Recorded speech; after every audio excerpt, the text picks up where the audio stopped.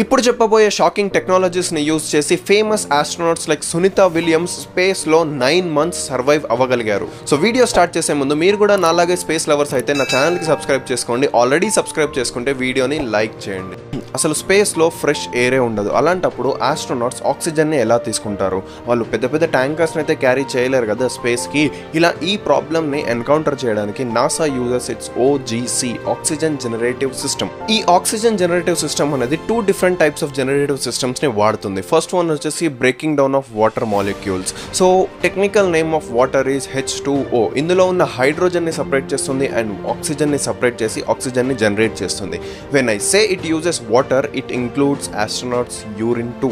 Second generative system వచ్చేసి స్పేస్లో ఉండే carbon dioxide and different types of గ్యాసెస్ని, ఈ different types of carbon dioxide and గ్యాసెస్ని యూస్ చేసి ఆక్సిజన్ని జనరేట్ చేస్తుంది అనమాట. Second thing drinking water. అసలు నాసా డ్రింకింగ్ వాటర్ని ఎలా ప్రొడ్యూస్ చేస్తుందో మీకు తెలిస్తే మీరు లిటరలీ షాక్ అయిపోతారు. For this NASA uses its water recovery system. ఇందులో ఏం జరుగుతుందంటే వాటర్ని రికవర్ చేయడం జరుగుతుంది. ఎలా అనంటే ఆస్ట్రోనాట్స్కి వచ్చే స్వెట్ నుంచి వాటర్ని కలెక్ట్ చేస్తారు అండ్ వాళ్ళు ఊపిరి తీసుకున్నప్పుడు వాళ్ళ ఊపిరిలో ఉండే మాయిశ్చర్ కంటెంట్ని కలెక్ట్ చేస్తారు అండ్ యూరిన్ని కూడా కలెక్ట్ చేసి వీటిని ప్యూరిఫై చేసి వాళ్ళకే యాజ్ ఎ వాటర్ ఇస్తారనమాట.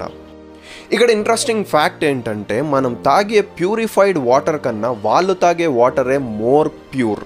Okay, about water and air is clear now. మరి ఫుడ్ సంగతి ఏంటి అంటారా? NASA uses it's vacuum food technology.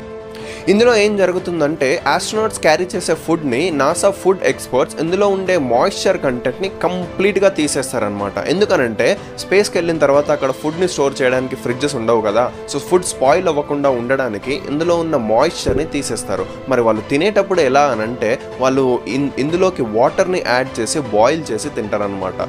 In fact వాళ్ళు they can have pizzas and burgers also. తిన్న తర్వాత నిద్ర వస్తుంది, మరి పడుకోవాలి. స్పేస్లో జీరో గ్రావిటీ ఉన్నప్పుడు వాళ్ళు పడుకుంటే ఫ్లోట్ అయికుంటూ ఎక్కడికో వెళ్ళిపోతారు. సో దీన్ని ఎన్కౌంటర్ చేయడానికి NASA has its vertical sleeping pads or sleeping bags. ఇందులో ఏం జరుగుతుందంటే ఆస్ట్రోనాట్స్ పడుకునేటప్పుడు ఆ బ్యాగ్స్లోకి వెళ్ళి వాళ్ళు లాక్ చేసుకొని పడుకుంటారనమాట. అండ్ ఇవన్నిటికన్నా మ్యాండేటరీగా స్పేస్ ఆస్ట్రోనాట్స్ చేయాల్సిన టాస్క్ ఒకటి ఉంది. అదేంటంటే ఎక్సర్సైజ్. ఎందుకు ఇంపార్టెంట్ అని అంటే అక్కడ స్పేస్లో జీరో గ్రావిటీ ఉంటుంది. జీరో గ్రావిటీ ఉన్నప్పుడు వాళ్ళ బోన్స్ స్ట్రెంగ్త్ అనేది కంప్లీట్గా వీక్ అయిపోతుంది అండ్ వాళ్ళు రిటర్న్ వచ్చినప్పుడు వాళ్ళు ఇన్ఫ్యాక్ట్ నడవలేరు కూడా. సో దీన్ని ఎన్కౌంటర్ చేయడానికి ఆస్ట్రోనాట్స్ డైలీ 2 hours ఎక్సర్సైజ్ చేయాల్సి వస్తుంది. సో దీనికోసం వాళ్ళకి అక్కడ స్పేస్లో treadmill and gym equipment కూడా అక్కడ వాళ్ళకి ప్రొవైడ్ చేయడం జరుగుతుంది. ఓకే, మరి ఆస్ట్రోనాట్స్ తిన్న తర్వాత వేస్ట్ సంగతి ఏంటి? మనలాగా వాళ్ళకి గ్రావిటీ ఉండదు మనం బాత్రూంలోకి వెళ్ళి కూర్చోగానే బయటికి రావడానికి. For this they have vacuum suction toilets. Vacuum అనేది వాళ్ళ వేస్ట్ని సక్ చేసి వేస్ట్ స్టోరేజ్ ట్యాంక్స్లో స్టోర్ చేస్తుంది and sometimes it is recycled also. So ఈ ఫ్యాక్ట్స్ కనుక మీకు నచ్చినట్టయితే లైక్, షేర్ అండ్ సబ్స్క్రైబ్.